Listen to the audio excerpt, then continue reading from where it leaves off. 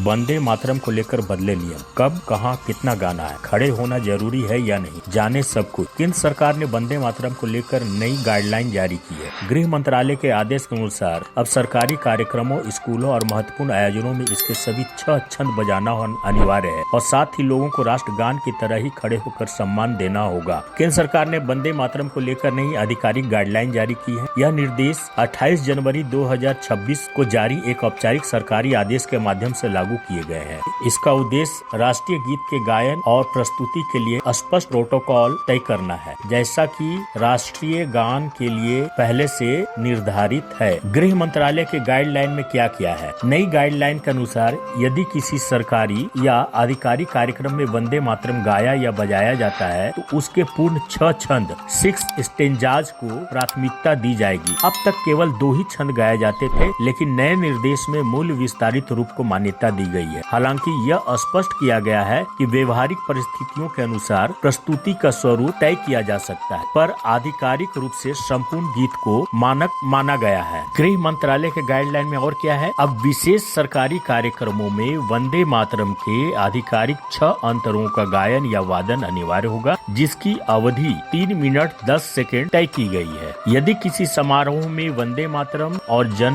गण मन दोनों का आयोजन हो तो पहले वंदे मातरम और उसके बाद राष्ट्रीय गान जन गण मन प्रस्तुत किया जाएगा। यह क्रम अब औपचारिक रूप से निर्धारित किया गया है ताकि कार्यक्रमों में एक रूपता बनी रहे। सम्मान और शिष्टाचार के तहत यह भी निर्देश दिया गया है कि वंदे मातरम के गायन या वादन के समय उपस्थित लोगों को सम्मान पूर्वक खड़ा होना चाहिए, ठीक इसी प्रकार जैसे राष्ट्रीय गान के समय खड़े होते हैं। इसका उद्देश्य राष्ट्रीय गीत के प्रति समान आदर सुनिश्चित करना है। तिरंगा फहराने कार्यक्रमों में राष्ट्रपति के आगमन, राष्ट्र के नाम उनके भाषणों और संबोधनों से पहले और बाद में, राज्यपालों के आगमन और भाषणों से पहले और बाद में सहित कई आधिकारिक अवसरों पर वंदे मातरम बजेगा। सिविलियन पुरस्कार समारोहों जैसे कि पद्म पुरस्कार समारोह या ऐसे किसी भी कार्यक्रम में जहां राष्ट्रपति उपस्थित हो, वहां भी वंदे मातरम बजाया जाएगा। कहां-कहां लागू होगी यह गाइडलाइन? ये गाइडलाइन मुख्य रूप से सरकारी समारोहों, राष्ट्रीय और राज्य स्तरीय आयोजनों, शैक्षणिक संस्थानों के आधिकारिक कार्यक्रमों तथा अन्य सरकारी प्रोटोकॉल वाले आयोजनों पर लागू होंगी। यह कोई दंडात्मक कानून नहीं बल्कि एक प्रशासनिक प्रोटोकॉल है जिसे सरकारी कार्यक्रमों में अपनाया जाएगा।